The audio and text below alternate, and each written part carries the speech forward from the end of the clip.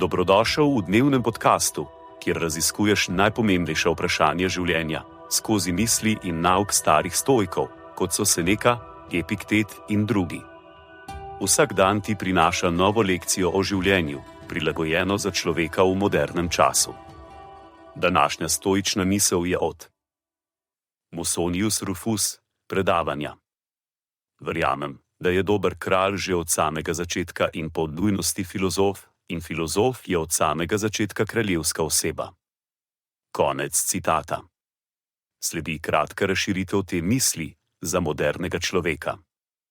Musonius Rufus v tem citatu opisuje ideal voditelja kot nekoga, ki je hkrati filozof in kralj. Po njegovem mnenju je za pravo vodenje potrebna filozofska miselnost. Poglejmo to v kontekstu moderne družbe. V poslovnem svetu se velikokrat srečamo z vodji, ki se osredotočajo predvsem na dobiček ali moč. Vendar pa Rufusova misel kaže, da je za resnično uspešno vodenje potrebno globoko razumevanje in premislek lastnosti, ki jih pripisujemo filozofom.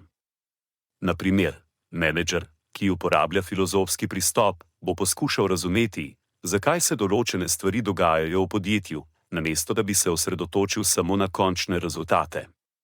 Takšen voditelj bo poskušal razumeti svoje zaposlene in jih spodbujati k rasti, namesto da bi se osredotočil samo na dobiček.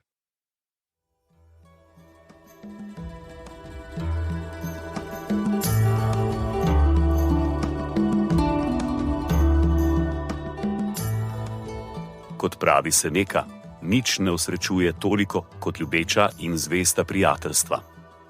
Zato podeli to epizodo z nekom, ki ti je blizu in ne pozabi slediti podkastu, da boš lahko obveščen, ko bodo objavljene nove epizode starih modrosti stoikov.